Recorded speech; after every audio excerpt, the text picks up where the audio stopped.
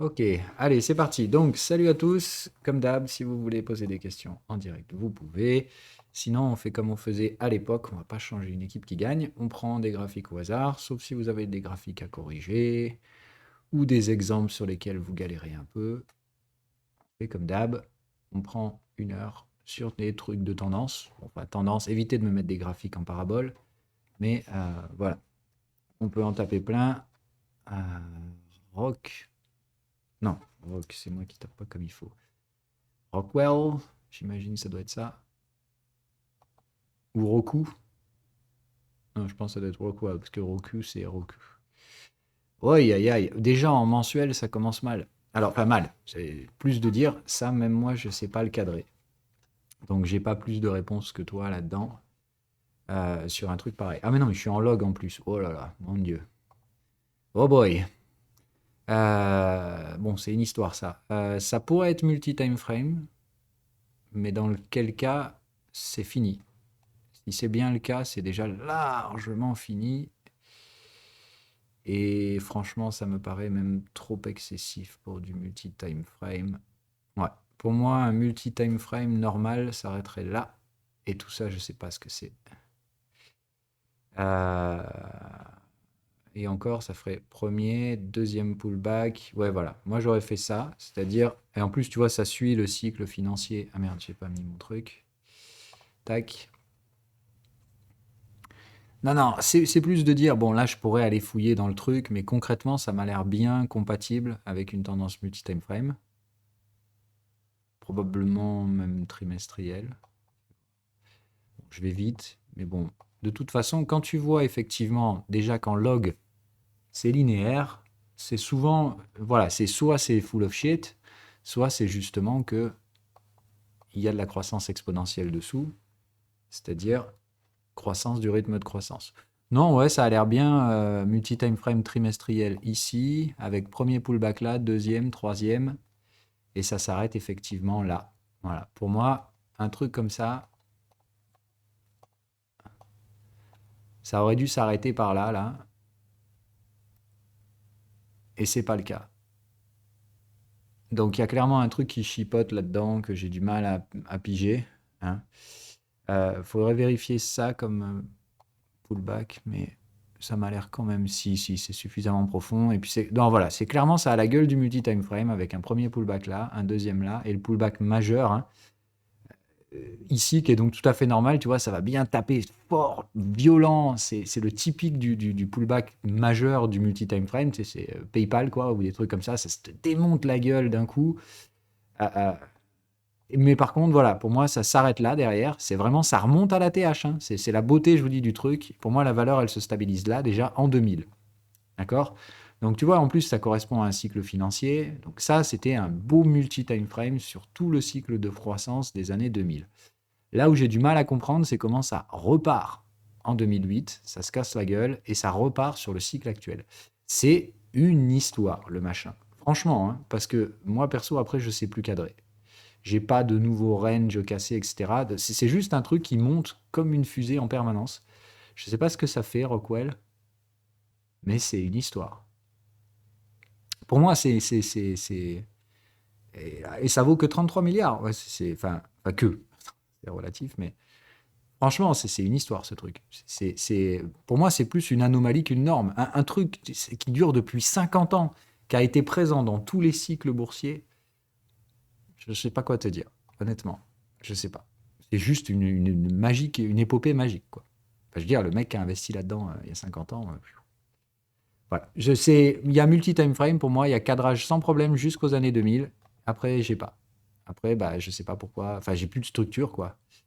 Euh, Ce qui veut dire aussi que bah, quand ça se casse la gueule en 2008, bah, on revient chercher la valeur précédente, probablement avec des bénéfices toujours en croissance.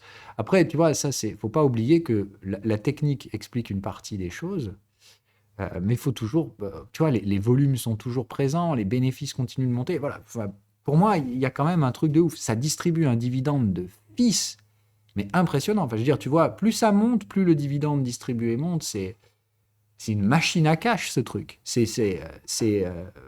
Enfin, franchement, honnêtement, moi, je connais pas, j'ai pas vu souvent ce genre de profil de boîte.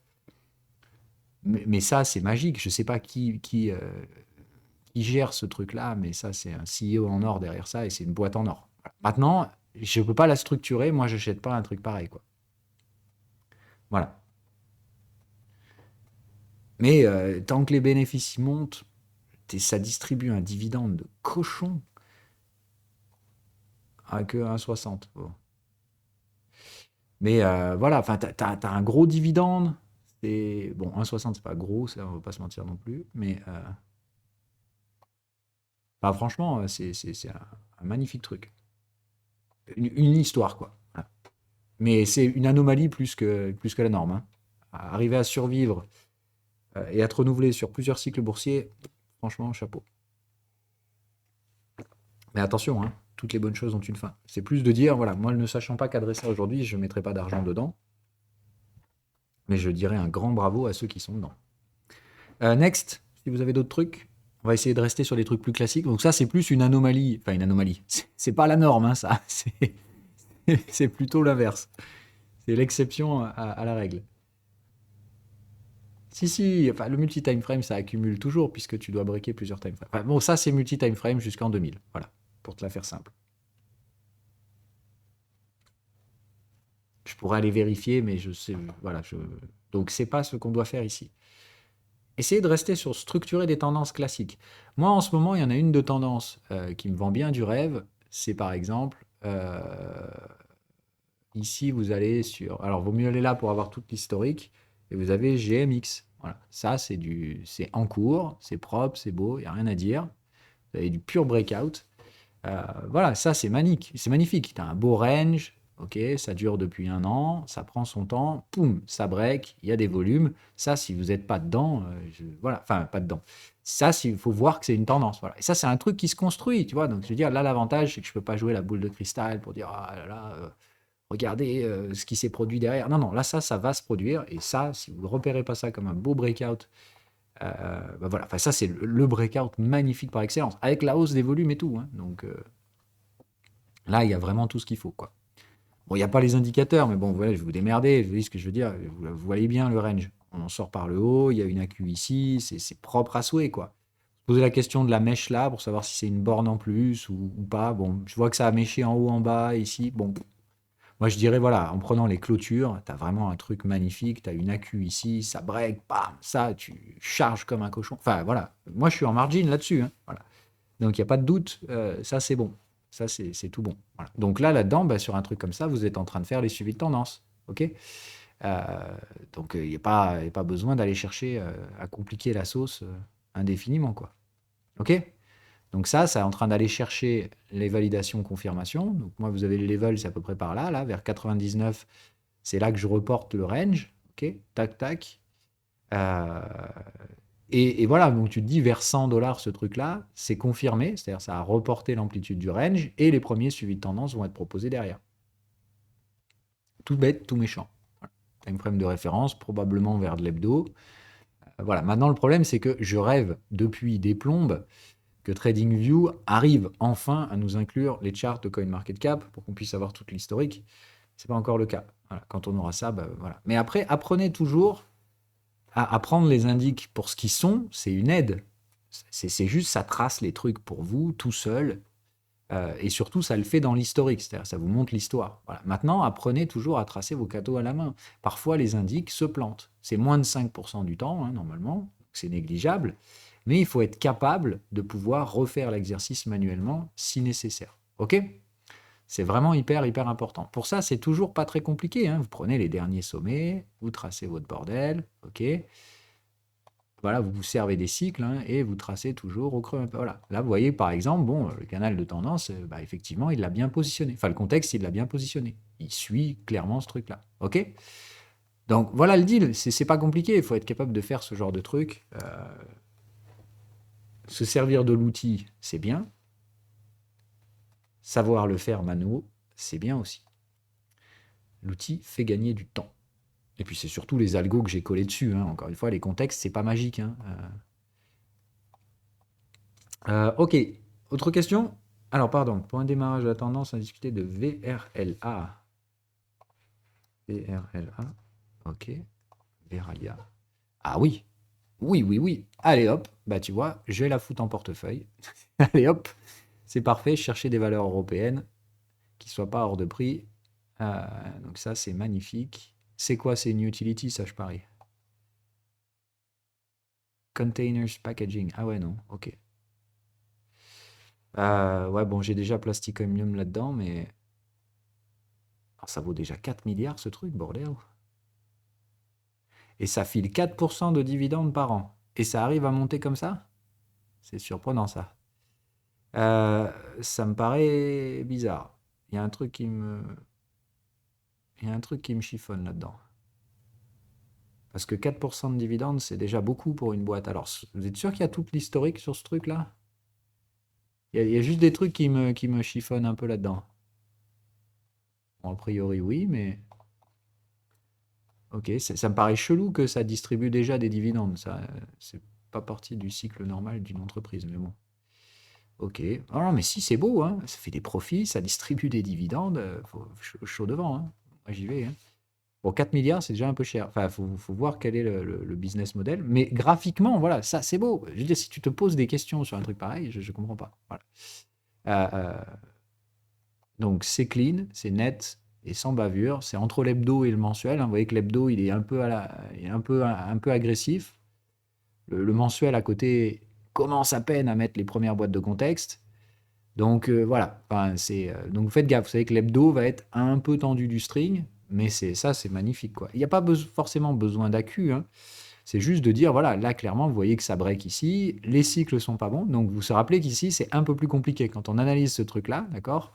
Vous avez bien votre range, vous voyez bien ici les cassures de cycle, le momentum suracheté, il vous manque les cycles, c'est-à-dire justement on aurait pu prendre le temps d'accumuler un peu ici pour casser le cycle, ok? Ça aurait été bien, ça aurait été mieux. Maintenant, bon voilà, un truc comme ça, il ne faut pas vous mettre dans les choux. Vous voyez bien qu'ici, il y a tous les éléments du breakout, sauf le cycle. Ça veut dire ce qu'il faut, c'est que maintenant, il n'y ait pas de vendeur, quoi. Tout simplement, le cycle reste là-dedans. C'est-à-dire, bah, il faut que ça continue de monter. Et puis voilà, et là, vous avez un truc. Moi, pour ma part, ça, faut être haussier. Enfin, il n'y a pas à tordre du cul. Graphiquement, c'est boule. Point. Il n'y a pas d'accu, ça veut dire que ton stop, il est là, oui. Ah oui, si tu payes ça en marge, au breakout ici, tu étais obligé de payer avec un stop sous les 20. C'est-à-dire tu payais vers les 30 là, tu mettais un stop à 20, tu pouvais déjà quand même utiliser un peu de marge là-dessus. C'est cool quoi. T'es pas obligé de payer 30 dollars l'action. Tu vois ce que je veux dire? Tu peux emprunter. L'AQ est optionnel. D'accord? Il ne faut pas la voir comme une phase, comme une nécessité. C'est juste de dire quand vous avez une AQ, c'est mieux parce que ça vous permet d'avoir un premier trade avec un risk-reward qui est hyper bon. D'accord? Le trade d'AQ, quand vous en trouvez des AQ, elles rapportent énormément ces accumulations quand ça break derrière.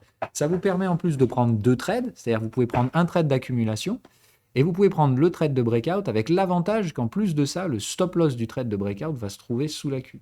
C'est vraiment double bonus en fait l'accumulation. Et souvent en plus ça va vous permettre d'avoir un beau breakout bien propre, cassure de cycle, etc.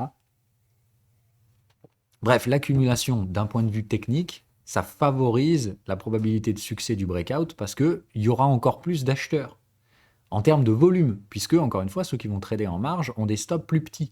Donc la différence, c'est que si tu dois mettre 2% de risque au breakout ici, et que tu mets un stop là au lieu d'un stop là, ça veut dire quoi? Ça veut dire que tu peux acheter 2 fois plus d'actions.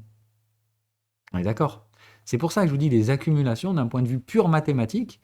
Si tu poses les conséquences de chacune des actions sur le graphique, tu comprends que du coup les acheteurs vont acheter plus, donc plus de volume acheteur, et ça favorisera encore plus la résolution haussière. Bref, en tout cas, ça, c'est plutôt très bien orienté, et je ne vois pas de raison d'invalider ce truc-là. Bref, maintenant, un truc comme ça, bah, tu payes, et puis voilà, c'est de dire, là, tant que ça monte, ça monte. Voilà. Si ça revient visiter le niveau de breakout, tu sais qu'il y a un souci. C'est tout. Souci ne veut pas dire ah mon Dieu, c'est mort, etc. D'accord, on peut avoir plein de trucs, des structures alternatives, etc. Moi, il y a quand même beaucoup de dividendes pour moi. Je dirais attention quand même. Voilà.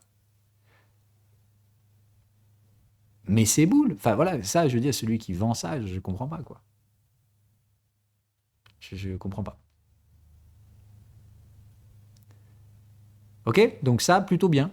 Je vais la mettre, je vais me la noter. Bon, il faut que j'analyse quand même le profil de la boîte, parce que j'ai quand même aujourd'hui un portefeuille bien rempli, donc pour en rajouter une, voilà, pourquoi pas. Enfin, surtout que pour les emballages, j'ai déjà Plasticomnium, donc je vais la noter quand même, votre truc, mais mais elle est pas mal. Je vous l'accorde. Elle a du mordant. Ok. Euh, Ah oui, bah après, c'est parce qu'ils se sont listés ici. D'accord, ça explique aussi la taille relative. Parce que là, bah, désolé, moi, un truc qui a 2 ans, 3, enfin 3 ans de cotation, qui vaut déjà 4 milliards et qui distribue 4% de dividendes, ça paraît quand même particulièrement bizarre. Après, c'est juste qu'ils ont choisi de se lister à ce moment-là. Bon, donc là, il faut étudier, voir s'il reste encore des market shares, etc. Bon, bref, avant de rentrer, moi, un truc dans un portefeuille, de toute façon, je dis, je regarde le graphique avant toute chose. Là, le graphique, c'est boule, boule, boule. Maintenant, bon, il y a plein d'anomalies que je lève. Tu vois, pour moi, une boîte qui break avec des dividendes, c'est pas normal.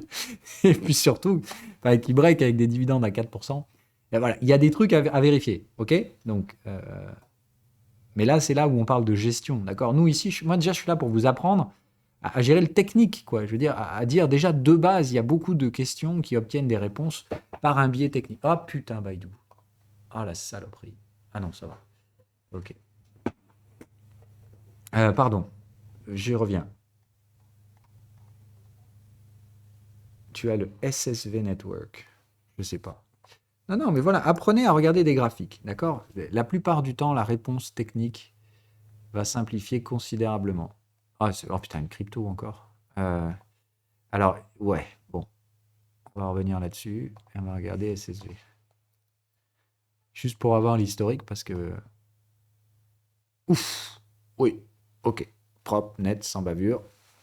Ça travaille même pas pour ma part au niveau de la confirmation. Donc là, attention, hein, tu es validé, confirmé. C'est maintenant que les replis sur la suivi de tendance vont se mettre en place. Mais ça, c'est génialissime, hein. Tu vois, pareil, 1 an de range.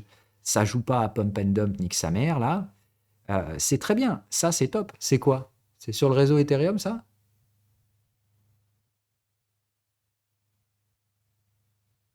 Non, et ça fait quoi, ce truc? Ah, de l'IA. Ah, merde. Ah non.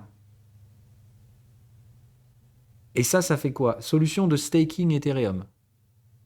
Et ça fait quoi de plus que les trucs existants? Mais ça, c'est beau, hein? C'est beau, mais ça fait quoi de plus que les gros leaders, là? On a toujours dit après, hein, les systèmes décentralisés, il n'y a pas besoin d'avoir 50 000 compétiteurs. Ça ne sert à rien, en fait. Il y a un leader qui est décentralisé, et point, c'est tout. Donc, si ça fait rien de plus que les trucs existants,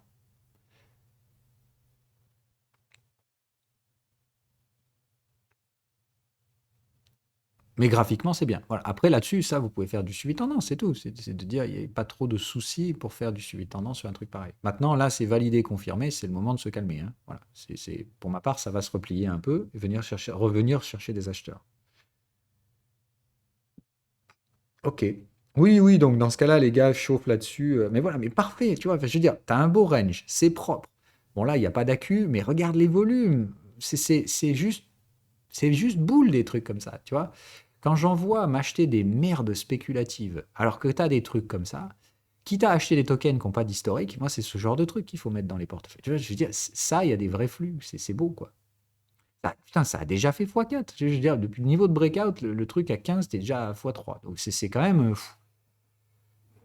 Voilà, quoi. Donc, attention, c'est pas maintenant qu'il faut acheter des trucs comme ça. Mais graphiquement, voilà, ça, c'est du pur breakout. Tu peux pas aller plus loin que ça. Enfin, il n'y a pas besoin d'aller plus loin que ça, quoi. OK? Bon, maintenant, il faudrait essayer de l'avoir quand même avec votre historique là-dessus. Ouais, bon, c'est pas ouf. Bien qu'il doit avoir un peu plus d'historique quand même. D'accord. Ah, voilà. Donc, gate.io, vous avez tout l'historique là-dessus. Pas mal, ça. On est d'accord, c'est une solution de staking pour Ethereum, hein? D'accord? C'est bien ça. Bon, on va faire que du technique là ce matin, d'accord? On va rester là-dessus. Mais voilà, ça c'est beau. Breakout, validé, confirmé, égal. Sur des replis, on prend. Time frame de référence hebdomadaire. OK? Donc vous savez que les moyennes 4 heures, ça va payer. Voilà. On attend les troisièmes bornes. D'accord? Donc là, ici, le but, c'est de laisser le truc consolider, venir fabriquer une troisième borne. Enfin, pardon, soit ça se replie sur la moyenne, tu vois, ça va essayer de choper la moyenne, tu payes la moyenne, soit ça fait une troisième borne avant la moyenne. Dans ce cas-là, tu attends tranquillou la cassure de la troisième borne et tu suis le marché. OK? Là, lui laisser le temps de consolider. Je pense qu'elle commence à être un petit peu chère. On l'a vu, ça avait déjà fait x3. Donc, voilà. Mais ça, c'est un bon truc. Hein. Voilà, c'est un bon truc. En tout cas, d'un point de vue spéculatif, pour mettre de la marge, je veux dire. Tu vois, après, je ne peux pas te dire si moi je vais mettre ça en portefeuille moyen terme, etc. Il faut que j'étudie le truc, voir si vraiment il y a des market shares pour ça. Et puis, de toute façon, moi, je suis pas trop pro token de liquid staking à moyen terme. Je pense que c'est des solutions de patchwork, mais voilà. Mais d'un point de vue graphique, c'est beau. Voilà, point. Ça, tu mets de l'argent là-dessus, entrer dans ça en breakout, bah, comme tu vois, pouf, ça délivre, point barre.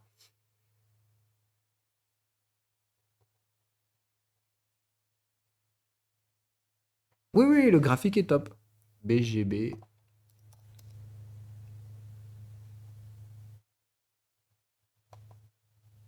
Qu'est-ce que c'est que ça?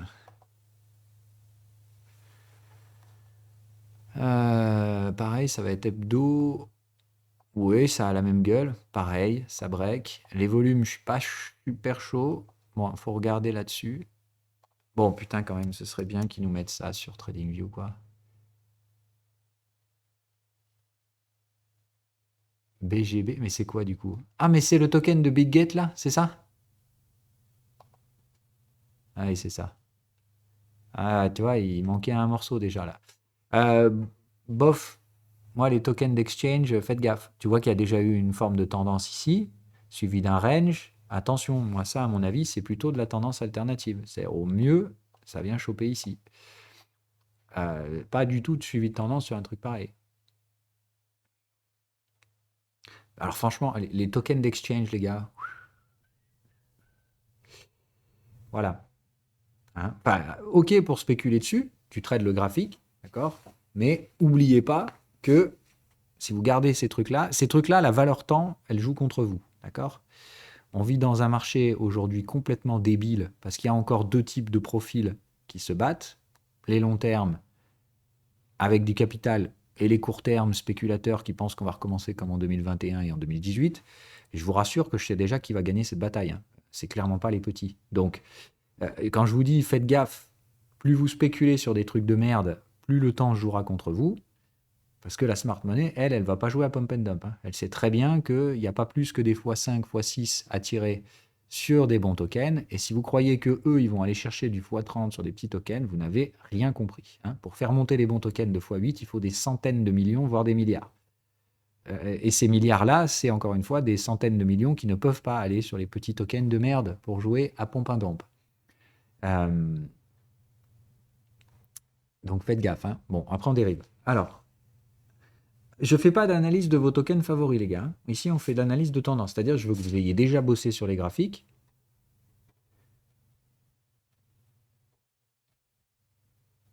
Et on analyse que des contextes de tendance. Ça pue la tendance alternative, justement. Enfin, tu vois, je vais enlever les Bollinger là, parce que ça ne sert à rien. Voilà.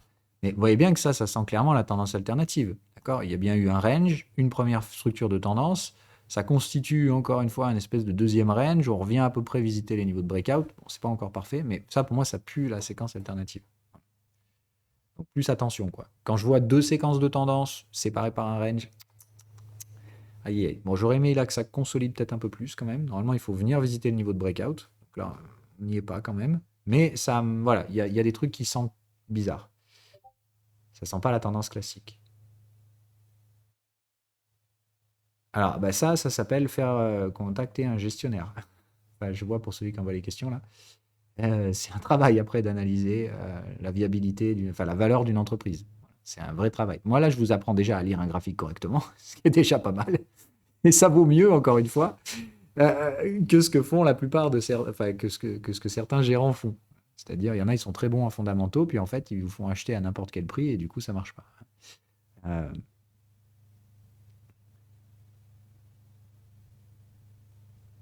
non, alors là, je vous vois déjà dériver à commencer à me demander d'analyser vos shitcoins favoris. Donc non, on fait de la tendance. Oui, oui, bon, Biomerio, on l'a déjà fait ça, mais normalement, ça doit... Mais c'est pas grave, on peut le refaire. Biomérieux, hop là, donc belle tendance, on revient, et là, boum, c'est parabolique, donc c'est pas de la tendance, c'est forcément autre chose. OK? Bon, Biomérieux, je vous la fais pas de toute façon. C'est soit c'est complètement chelou, soit c'est du multi-time frame et je suis obligé en fait d'ignorer ce truc-là. Là. Enfin, je suis obligé d'ignorer cette partie-là. Mais sinon, voilà, comme je vous dis, c'est le problème, c'est que ce petit bout-là, ça me fuck les contextes. Sinon, on voit bien qu'ici, il y a bien le travail d'un range. Et voilà. Et ici, ça break, multi-time frame, c'est plutôt propre. Et voilà. Donc, effectivement, vous voyez que tout de suite, c'est très excessif. D'accord. Après le premier pullback, ça ne s'arrête pas en excès final, ça sent le multi-time frame. Donc, Biomérieux, c'est particulier. Hein. C'est particulier. Voilà. Donc là, déjà, c'est plus vraiment de la tendance. Vous devez voir que ça ne colle pas à vos schémas de tendance. D'accord. L'excès final est carrément trop excessif sur ce truc-là. Et je ne vous fais pas la multi-time frame là maintenant. Hein. C'est trop compliqué. Autre chose, DHR.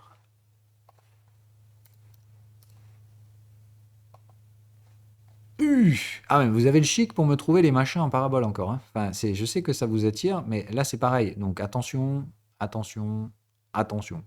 OK? Je sais que vous aimez ça, les paraboles. Bon, là, ça sent clairement le multi-time frame aussi. Ou en tout cas, putain, le bénéfice de la boîte, c'est ouf. C'est assez ouf. Enfin bon, voilà, ça c'est le classique d'un truc, effectivement, dans la stratosphère. Bon, moi, pour ma part, c'est une bulle spéculative, c'est-à-dire, ça, à mon avis, c'est un peu c'est un peu la thématique Maple, là. C'est-à-dire, vous voyez, les bénéfices ne sont pas du tout en lien avec le prix. Hein. Ça continue de monter, donc, comme je vous dis, il y a clairement plus d'acheteurs que de vendeurs. Hein. Dans une bulle, il faut qu'il y ait plus d'acheteurs que de vendeurs. Mais ça, à mon avis, c'est une belle bulle spéculative. Hein. Donc, il faut vraiment faire attention. Je ne sais pas dans quel domaine c'est. Ouais, ok. Donc ça, pour moi, ça, c'est un petit peu spéculatif. Bon, le P2E est à 25, ce qui n'est pas non plus dramatique, mais à mon avis, le prix n'est pas juste. Hein. Enfin, ça me paraît compliqué. C'est plus de dire ça, une fois que ça atteint le plafond de market shares, ça s'effondre. C'est-à-dire, en fait, là, vous avez un actif qui price une croissance parabolique des bénéfices. Or, ça n'est pas le cas. Donc, ça va être compliqué de justifier les hausses de valorisation à un moment donné. Voilà. C'est plus de dire quand ça croît comme ça, le jour où ça top le sommet en fait de ce que ça, de ce qu'on appelle le TAM, le Total Addressable Market, c'est-à-dire tu peux pas croître au-delà de ça. Je dis c'est un peu le problème en fait d'Apple aujourd'hui quoi. C'est que ça m'étonnerait qu'ils arrivent à se renouveler, donc ils arrivent au max, au TAM, Total Addressable Market Share, c'est-à-dire tout ce qui peut rester derrière c'est de la baisse. Et le problème, c'est que quand les prix ont anticipé une croissance parabolique, quand ils se cassent la gueule, ça crache. Voilà. Donc ça, malheureusement, dernier support connu, 30 $. On est à 250. Il vaudrait mieux que ça relance. OK? Donc je ne sais pas, mais on ne rentre pas dans un truc pareil. Il n'y a pas de structure de prix connue, si ce n'est, j'ai l'impression d'avoir un truc, c'est hors norme. Voilà. D'accord? Donc on est en parabole. Les bénéfices ne sont pas en croissance parabolique. Donc, pour ma part, ici, il y a un problème. C'est une distorsion de prix évidente. Donc ça n'a rien à voir avec des tendances. Hein, comme j'ai dit, c'est des excès, quoi. Oh, pour commencer avec les cryptos, c'est incroyable. AGX. Ah, il n'y a que ça pour vous dans la vie. Hein. Les cryptos, les cryptos, les cryptos. Ouais, nope. Nope, nope. Ça fait pas de l'IA, cette merde-là? Ah, je déconne. Mais pas top. Hein. Moi, je vous ai dit, tout ce qui n'a pas fait d'ATH en 2018, par rapport au sommet de 2018, c'est plutôt mal barré. C'est plutôt mal barré. Bon, là, après, il y a des volumes qui rentrent, comparé à des volumes qui n'existaient pas. Donc, il faut voir ce qui s'est passé là. Mais si c'est purement spéculatif, tout le volume qui rentre, quand il va sortir, c'est terminé derrière. Hein. D'accord? Donc, ça, c'est qui tout double. Tous les gens qui sont là-dedans, vous êtes stop à break-even. Et si ça retombe, tant pis, vous vous barrez. Si ça retombe, ça va à zéro. Hein. D'accord? Ça disparaît total, vu tout le volume qui est rentré. Et ça ne peut en être autrement. Donc, attention à ça. Ok, bon après, on peut voir une tasse avec Hans, ces trucs comme ça. Why not, hein? Mais voilà, moi je suis pas bearish là-dessus, mais il faut que je sache ce que c'est et que je comprenne, quoi. Voilà. Mais graphiquement, vous pouvez pas trader un truc comme ça sans analyse, quoi. Là, c'est des structures vraiment particulières. Voilà. Je verrai éventuellement tasse avec anse. Et puis, encore une fois, je ne comprends pas pourquoi il y a ça. Normalement, dans une tasse avec anse, il n'y a pas ce genre de truc. Donc, il y a beaucoup d'anomalies qui m'interpellent.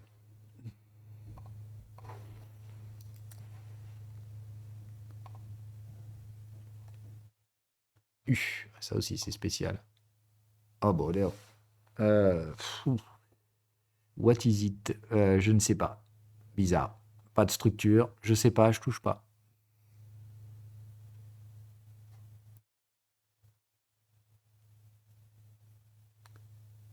Vous avez le chic pour chercher des trucs chelous quand même, hein. Alors que des tendances propres, il y en a hein, quand même, hein. Bon, c'est sûr que elles sont plus en cours aujourd'hui ou elles ont été finies, hein, mais les tendances, c'est quand même pas ce qui manque, quoi.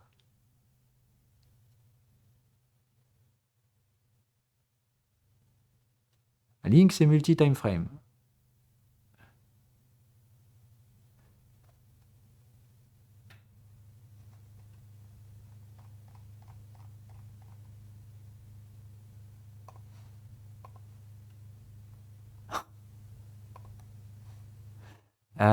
Link, c'est multi-time frame.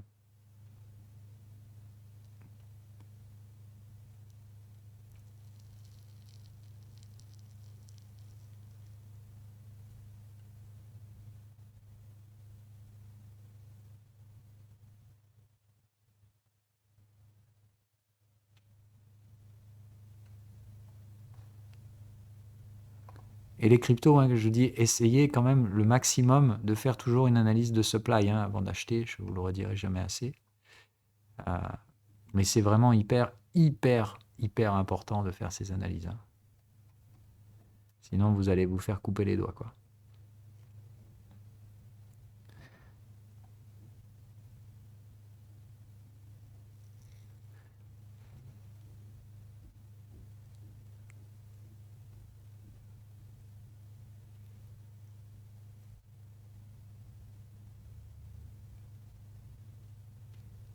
Alors, tu ne peux pas avoir down en weekly et aussi en daily. C'est toujours une mauvaise analyse que de fonctionner comme ça.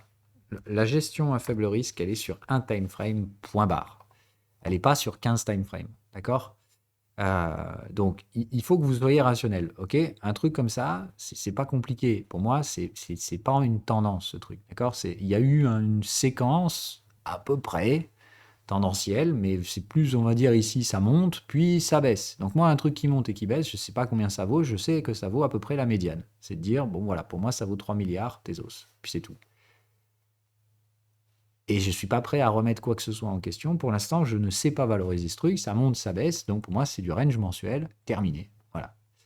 Ciao, bye bye. Je fais du neuneu. C'est de dire, je pense que la valeur de ce truc, c'est 3 milliards. Si ça va trader au-dessus de 5, 6, je short. Et en dessous de 2, ça ne peut pas être vendu. Voilà. C'est que des achats en dessous de 2, que des ventes au-dessus de 6. Voilà. Et ça vaut 3. Ça veut dire, bah, tu vends en haut, tu récupères au milieu, tu achètes en bas, tu récupères au milieu, voilà. Maintenant, est-ce qu'il y a de la valeur là-dedans? Mais bien sûr. D'accord.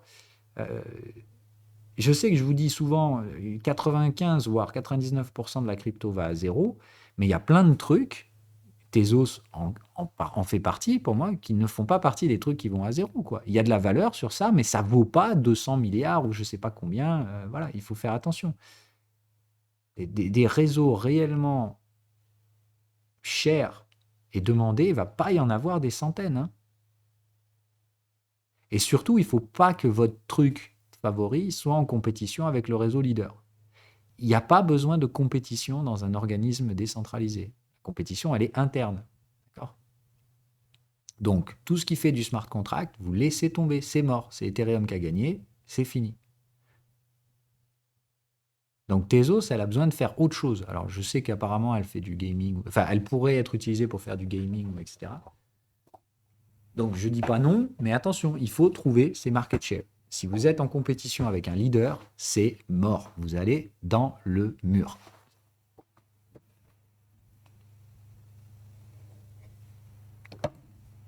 STM. Ah, micro, oui, bah, c'était micro. On va la regarder pas en dollars quand même. On va la regarder chez nous, soyons chauvins. Donc ça, qu'est-ce que c'est?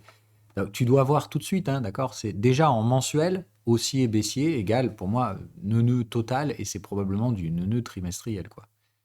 Donc, tu mets tes fibos et t'arrêtes de réfléchir. Ça, c'est du pur range. Ok? C'est vraiment, il faut pas chercher à aller plus loin que ça, quoi. Donc là, bah, tu fais, voilà, pur neuneu, et voilà. Ok?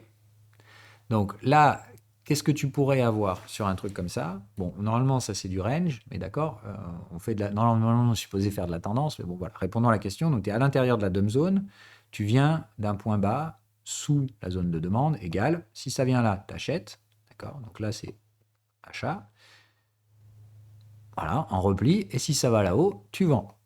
Voilà, point. Pas besoin d'aller triturer ton cerveau. Est-ce que ST Micro, c'est le turfu, je sais pas quoi. Est-ce qu'il y a un range d'accu, de machin, de breakout, de bidule? Non, voilà, c'est tout. C'est tu vends, t'achètes, terminé. Et là, les deux sont viables, hein, c'est-à-dire les deux zones ont une stratégie. Par contre, elles ont des objectifs différents, hein. Tu te rappelles, voilà. Toutes les deux, de toute façon, tu auras un TP au milieu. Et sur la borne neuneu, tu peux viser la borne opposée. Sur le repli neuneu, tu es juste obligé de tout sortir là. Non, pardon, je dis des conneries. Sur la borne, tu sors au milieu, d'accord? Sur le repli, tu sors 50% au milieu et tu peux viser la borne opposée. Pardon, j'ai failli dire des conneries. Même moi, je me mélange. Euh, Oui, oui, oui. Ah bah, de toute façon, c'est marrant, tu vois, je regardais encore ce matin podcast avec Buterin, qui a quasiment un an, hein, il parle déjà de ça, et comme par hasard, je suis 100% d'accord avec lui, alors que je n'avais pas écouté ce podcast avant. Euh, il pense que de toute façon, à court terme, c'est les réseaux optimisme qui vont apporter des market shares, mais qu'à moyen terme, c'est forcément les IK, dû à leur forte capacité à la spécialisation. Bref, c'est exactement ce que je vous ai dit. Les AppChain, elles arrivent chez Ethereum, probablement avec la sortie de ZK5. Bref, tout ce que je vous ai mis dans le dernier brief. Et ça va démonter toutes les market shares, petit à petit, des optimistic roll-up. Donc vous pouvez être chaud, Arbitrum et tout ça, là. Moi, je ne suis pas chaud du tout. Je pense qu'elles vont se faire démonter, ces trucs, petit à petit, hein, voilà. Et ça vaut pour les Matic et tout ça. Matic a un ZK roll-up, ce qui est bien, hein. L'avantage un peu de Matic, quoi. Ce côté, je peux tout faire, je m'adapterai. Mais encore une fois, n'oubliez pas que dans ce cas-là, le prix du token Matic reviendra à un token de gouvernance et pas un token de sidechain comme il est aujourd'hui. Donc faites gaffe. Si c'est bien ziqué la technologie qui l'emporte, pour ma part, il n'y a qu'un seul chemin par rapport à ça, c'est celui que je vous ai mis, la spécialisation. Non, putain, je vous ai fait la vidéo sur ZK5, je ne reprends pas. Vous la regardez, tout est dit dedans. Ça ne veut pas dire que le token ZK5 va to the moon. Ça veut bien au contraire dire, plutôt pas ça d'ailleurs, qu'il aura très peu de value accrual direct, mais qu'il aura probablement beaucoup de rémunération indirecte via des airdrops. Je vous ai tout mis dans la vidéo, j'ai tout expliqué. Euh, Bah non, OP-Stack, ça fait pas du zero knowledge, non. OP-Stack, ça fait de l'optimistic rollup. Ah bon? Ok, cool. Non, non, mais de toute façon,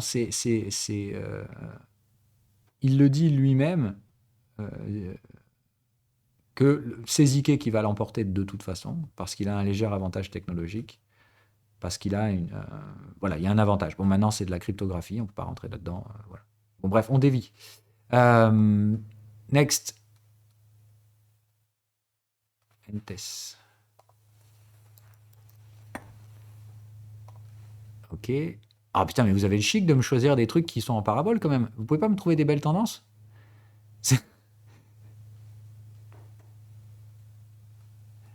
Non, non, moi je suis plus très très chaud Matic. Il faut faire attention, surtout que voilà. Enfin, moi je regarde le chart Matic Ethereum et je vous l'avais dit. Bon, bref.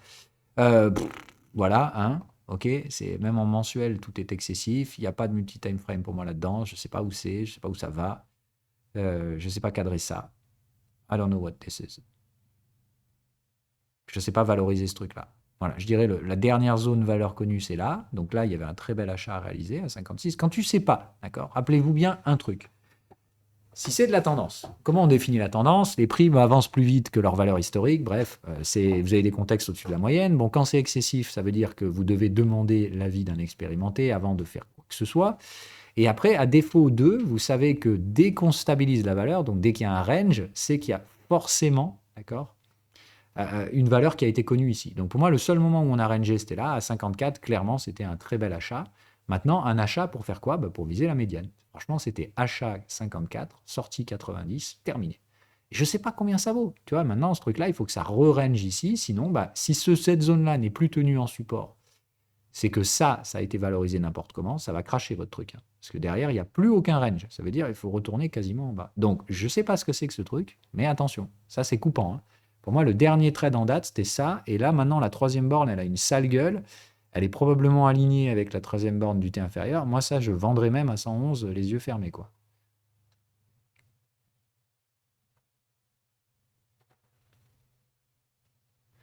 Alors, Monero, on l'a déjà analysé 15 millions de fois.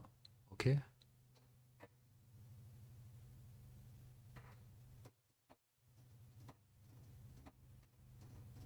Non, mais des tendances. Alors, je sais que les tendances, c'est chiant parce que vous voudriez des tendances qui se produisent maintenant. Donc, comme on l'a vu, mis à part certaines cryptos, là, qui se préparent. D'ailleurs, c'est bien le signe, encore une fois, qu'on est à l'aube d'un bull market. Hein, je veux dire, franchement, il n'y a que les débiles pour croire qu'on va aller plus bas. Pardon, c'est méchant et c'est insultant, mais tu sais que c'est pas grave. Enfin, je m'en fous, j'assume. Mais voilà. Bon, le bottom, il est largement fait et ça se voit. Quand vous voyez des tokens qui ont fait des ranges d'un an et demi, sont en train de breaker à la hausse, si vous ne comprenez pas que c'est juste le début du prochain bull market, faites ce que vous voulez. Quoi. Après, il y aura des thématiques. Hein. C'était comme le bull market précédent. D'abord, il y a eu ça, puis après les NFT, etc. On va passer de thème en thème. Là, on a fait l'IA, puis les stablecoins, les liquid staking. Et puis, vous inquiétez pas, petit à petit, on va en créer d'autres des narratifs. Et on finira bien par ramener de toute façon de la demande sur les réseaux principaux. Et comme il n'y a pas de vendeurs,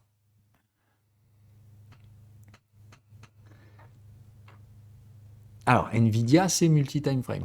Donc pareil, Nvidia, il faut faire attention. C'est tous les trucs excessifs. Vous avez le chic hein, pour me chercher des machins qui sont pas classiques quoi. Donc Nvidia, c'est probablement multi-time frame et trimestriel. Hein. C'est-à-dire déjà en mensuel, tu vois que le range il est costaud quoi. Euh, D'accord? Mais il y a un range, clairement, ici.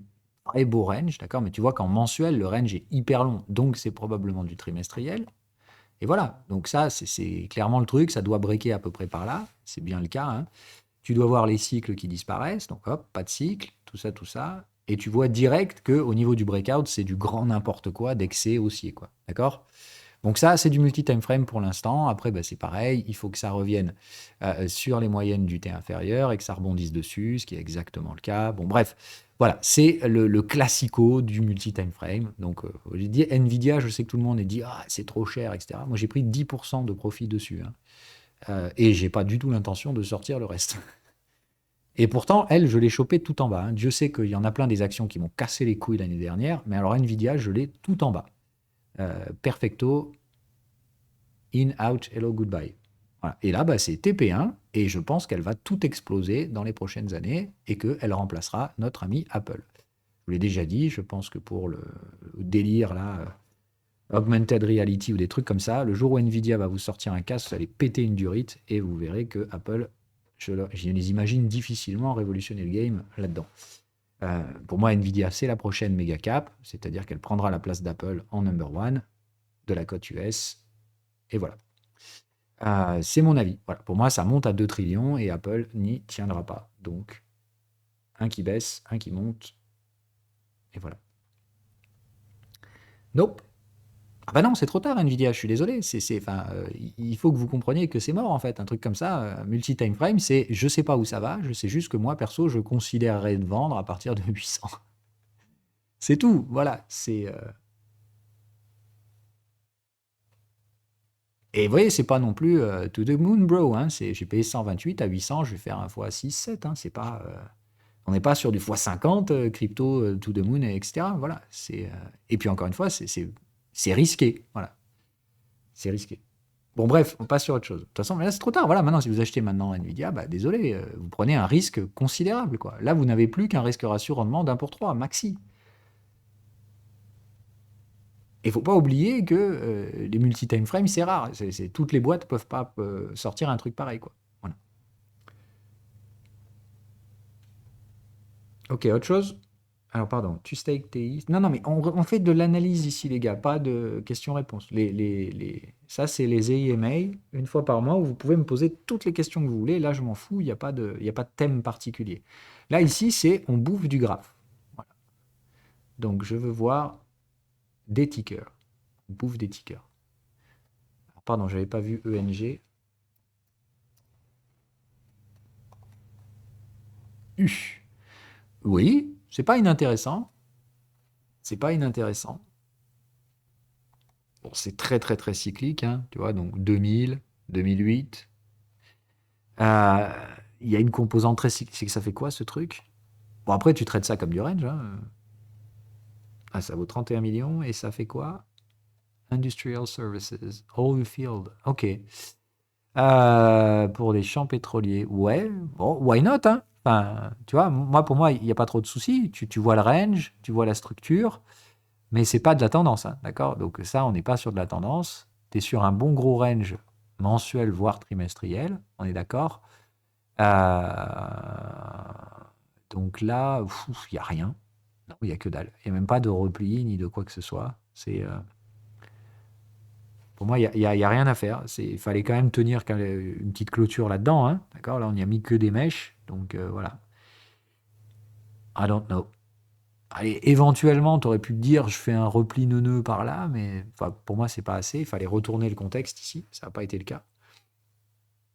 Rappelez-vous, hein, normalement, le repli neuneux, vous devez payer avec un contexte qui est pas loin, quoi. Donc là, bah, nope. Moi, j'ai aucune structure de quoi que ce soit. Je sais pas. Nope. Vide. Je sais que je vendrai là-haut, ça c'est sûr, mais voilà.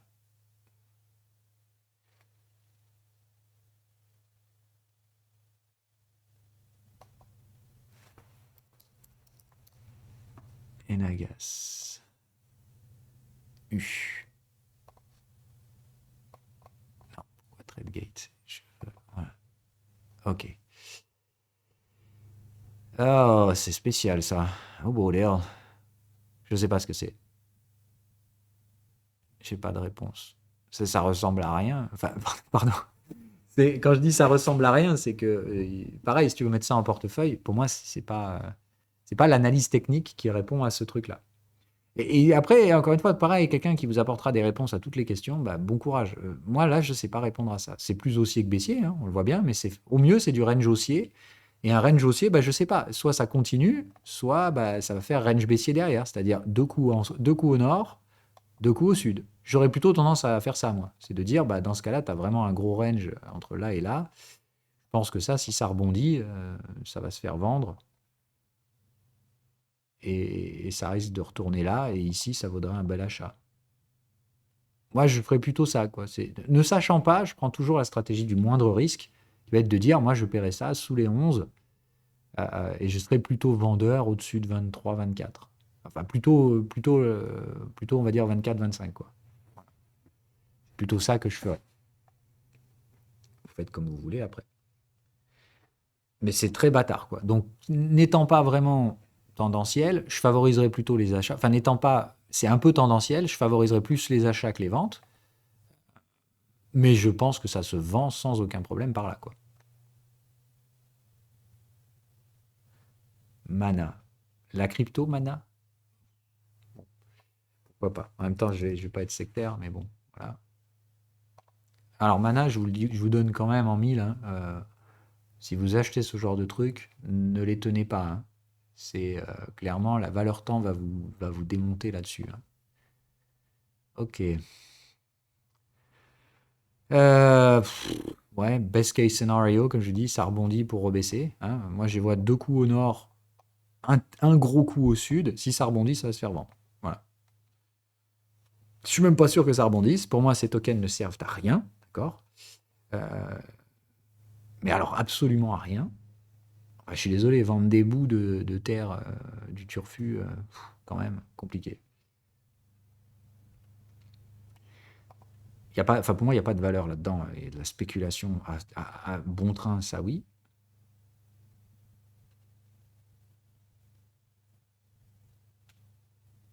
TTWO. Alors ça me dit quelque chose.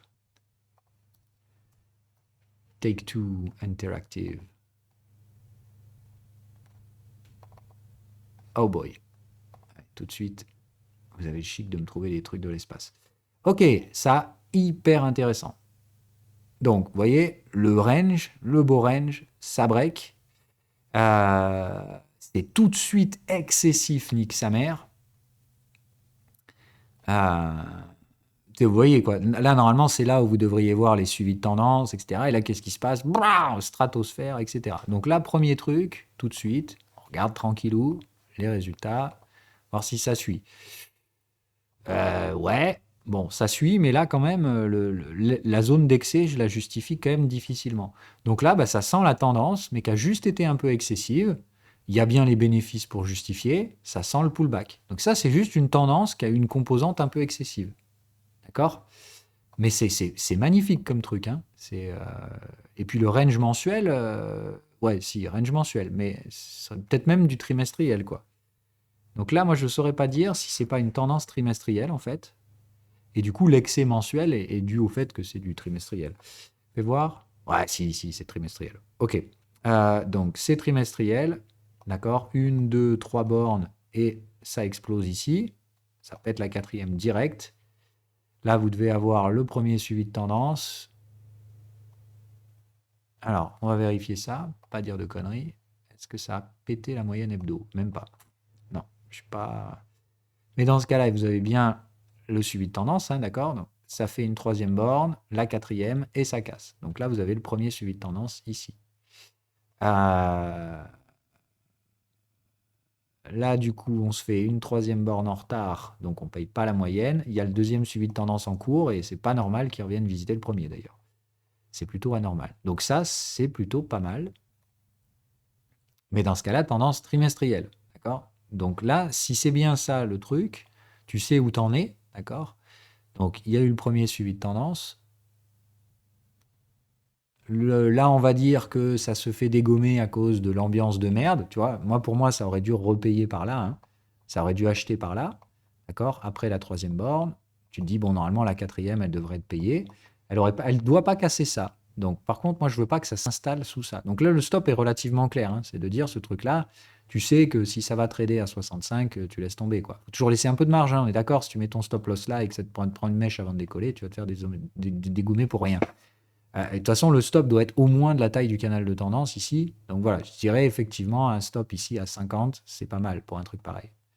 Mais pour moi, il y a une tendance trimestrielle. Donc je ferai du suivi de tendance. Deuxième suivi de tendance hebdo. Donc normalement, ça retourne en ATH et ça diverge. D'accord? C'est-à-dire, ça doit faire un nouveau plus haut, mais ça va normalement s'arrêter tranquille. Mais ça, c'est bien. Hein. Ça, bah ouais, Take-Two en plus, je cherchais des trucs en gaming. Allez hop, ça part en portefeuille.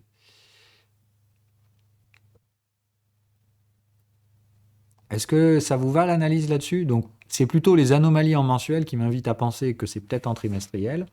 Je le vérifie tout de suite en allant voir les suivis de tendance en hebdo et ça se confirme, ça s'aligne. Bref, quand les hypothèses que vous faites se résolvent techniquement, c'est-à-dire vous connaissez ces patterns, vous allez chercher l'info, elle est là, ça se vérifie, boum, c'est bon. Ok, vous savez où vous en êtes, vous y allez. Après, il ne faut pas terminer, il ne faut pas aller trop loin. Par contre, que je dis, si ce truc-là casse le suivi de tendance ici, ça me pose un problème. Normalement, on ne doit pas trader ici. Maintenant, si on y met juste une mèche, vous voyez la borne de volatilité par exemple, c'est con, allez pas me mettre un stop loss à 75, quoi. Tu vois ce que je veux dire? Si les mecs veulent juste aller, boum, hop, on dégomme un petit peu sur la borne de volat avant de repartir, ne mettez pas un stop ici, quoi. Voilà. Mais je pense un truc comme ça, avec un stop à 50, ça se fait sans problème. Ça veut dire qu'il faut financer la moitié de l'action, et derrière, tu vises un bon x2. Donc ça, pour moi, il n'y a aucun souci là-dessus. C'est très, très attractif pour mettre en portefeuille. Gaming, voilà. Tac, et donc Take-Two. C'est quoi donc TTWO? Voilà, parfait. Je vais mettre pareil, comme ça. Ah bah UOS, j'ai vendu. Voilà. Ça peut rebondir, je m'en cogne, mais je l'ai vendu pour récupérer du cash, pour acheter justement GMX en marge. L'avenir dira si j'ai eu tort ou raison. Je m'en fous, hein. Enfin, encore une fois, c'était des poussières de portefeuille, hein. Euh, je vais juste me mettre une alerte pour Take-Two, là. Je vais aller regarder à court terme où on en est, mais c'est pas mal. Comme je sais qu'on est sur un timing aux US en ce moment, c'est pour ça que je pense que je vais la mettre. On a dit c'est de l'hebdo. Oh, oui, elle a donné son signal, évidemment. Chier. Chier. Est-ce que ça a déjà publié les résultats? Oui. Et c'est toujours pas mal. Ok. Ah, les résultats sont bons, hein. Les marges sont un peu en baisse parce que c'est la thématique de cette année.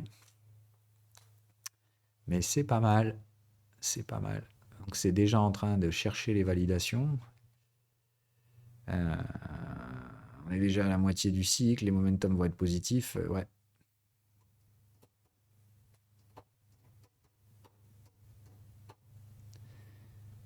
Bon. J'aime pas trop ce prix actuellement, mais en même temps, faut pas être trop gourmand en ce moment. Alors.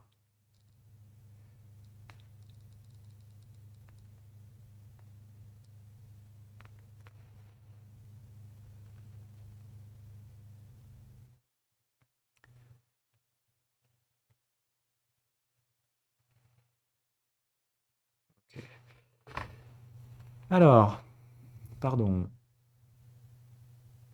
Holn. Ouais.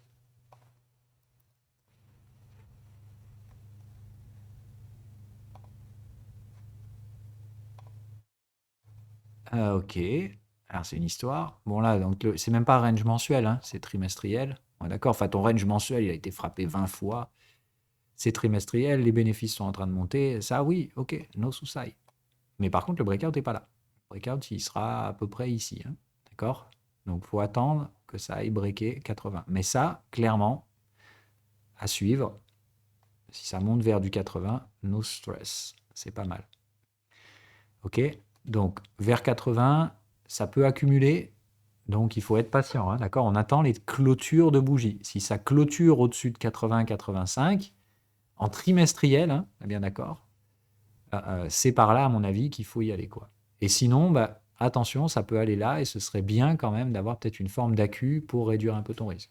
Mais c'est surtout si tu trades le breakout, le stop est en bas, hein, donc derrière, si ça se replie sur une accumulation, c'est pas grave. Encore une fois, l'accumulation et le breakout, c'est deux trades différents. Vous pouvez mettre 2% de risque sur chacun. Ça veut dire, n'oubliez pas ce cas de figure-là, où si vous mettez là, bam, vous êtes chaud, à 80, vous avez le momentum sur acheter, tutti quanti, bam, vous y allez, vous mettez le trade à l'achat. Et là, ah, bah non, ça veut pas. Et ça vous fait une accu. D'accord? Et du coup, ici, vous avez un trade d'accu, signal de tendance sur le canal de tendance, etc. Est-ce que vous reprenez un trade ou pas?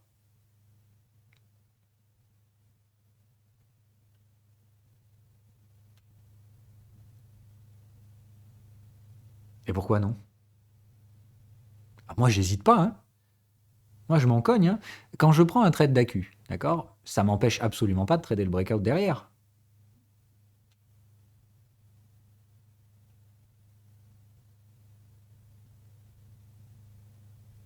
C'est 2% de risque par trade, d'accord? Là, ici, sur un truc comme ça, c'est pour ça qu'il vaut mieux, de toute façon, normalement, d'accord, trader dans le sens j'ai l'accu, je paye le breakout, parce que qu'est-ce qui se passe? Ça vous permet de mettre le trade d'accumulation pratiquement à break-even. Et du coup, votre risque global ne dépasse pas 2%.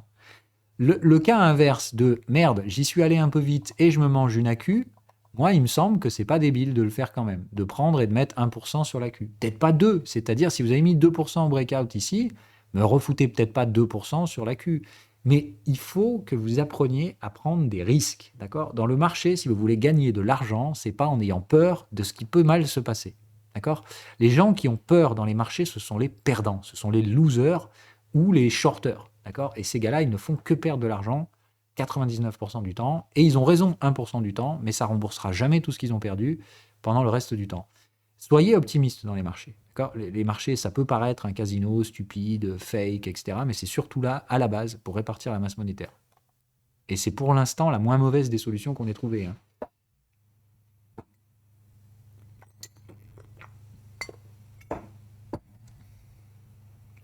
Voilà, c'est toujours spéculatif. Évitez de toute façon, comme je vous dis, d'aller concentrer tout votre risque sur une action. Mais là, c'est de dire, bon, 4% de votre portefeuille. Est-ce que si jamais demain, je t'enlève 4% de ton portefeuille, tu vas pleurer, t'es mort, la vie est finie? Bon, non, c'est le maximum. Voilà. Et c'est de dire, là, c'est parce que vous avez tradé dans le sens inverse. C'est-à-dire, bon, bah, concrètement, vous avez tradé un breakout, il ne s'est pas encore produit, il faudra peut-être être patient quelques années, hein, parce que là, encore une fois, regarde le time frame. Hein, c'est-à-dire, si tu trades ton breakout en 2023 et que ça passe pas, ça passera peut-être qu'en 2028. Donc, il va falloir tenir le truc pendant plusieurs années. Mais tu auras un dividende et tout ça, tout ça. OK? N'oubliez pas ça. D'accord? Les séries temporelles sur les actifs boursiers. Si vous investissez, d'accord, c'est-à-dire acheter des actions, etc., ou même trader légèrement en marge avec, voilà, on parle pas encore une fois quand vous êtes sur du trade trimestriel, ok, on est bien d'accord que là, la taille du stop loss, c'est à peu près le prix de l'actif, quoi. C'est de dire que quand vous allez trader en breakout ici, vous allez acheter des actions à 80 boules, enfin à 70 boules, avec un stop loss à 35. Donc concrètement, vous financez quand même la moitié de la position. Donc là, c'est à vous de voir. Soit vous achetez en spot et vous vous dites, bon, c'est bon, il n'y a pas de souci, je récupérerai peut-être mon profit qu'en 2030, 31, 32, ok. Mais en attendant, tu vas faire un beau profit.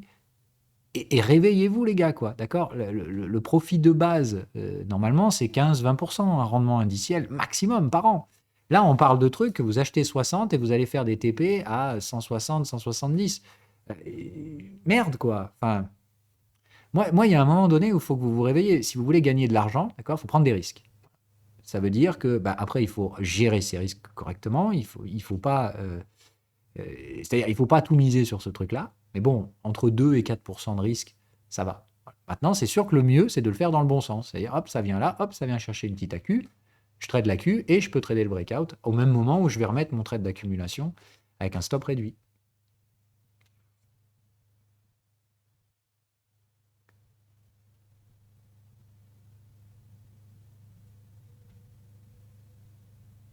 Alors après, bon, les actions, c'est compte titre si vous les achetez au comptant.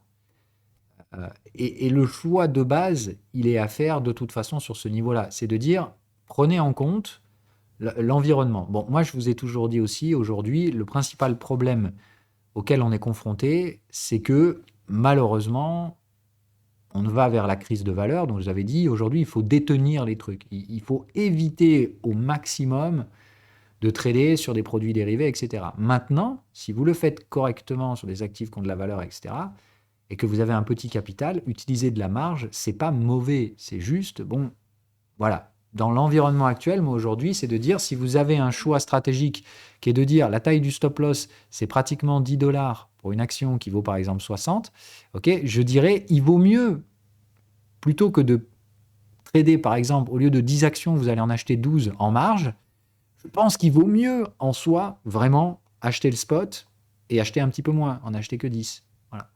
C'est plutôt ça, dans le sens, ça veut dire, si dans la balance, c'est proche d'eux, mais qu'il y en a un où vous détenez et l'autre, vous êtes toujours en marge, je pense que franchement, il vaut mieux détenir. Voilà.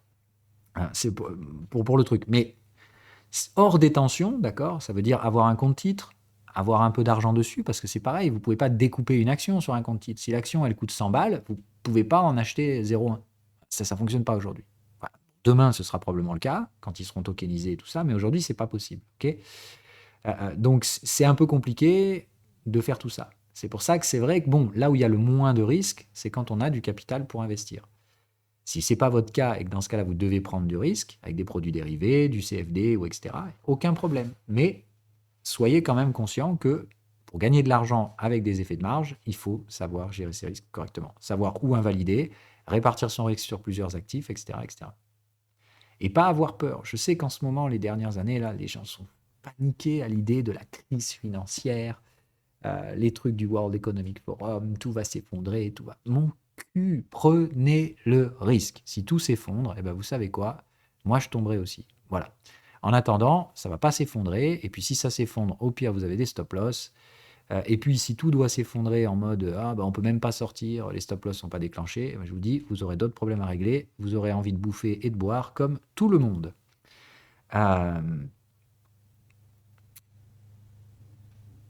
donc, arrêtez de penser à des trucs flippants. Ça peut se produire, hein, on va pas se mentir. Mais le jour où ça se produira réellement, hein, Je vous garantis que les permabères eux-mêmes, ils seront en train de chialer leur race. Euh, euh, au lieu de dire ah bah j'ai eu raison et je deviens riche. Non, non, ce jour-là, ils seront aussi dans la merde, ils seront autant dans la merde que vous. Et c'est ça qui me dramatise chez les permabères, c'est l'irréalisme de leur scénario et surtout la réalité dans laquelle on se trouverait si jamais ça se produisait. Enfin bref. Et d'arriver à faire fantasmer les gens qu'on peut gagner de l'argent dans un marché pareil, enfin dans un environnement pareil, c'est de la folie, mais de la pure folie quoi. Enfin bon, bref, passons.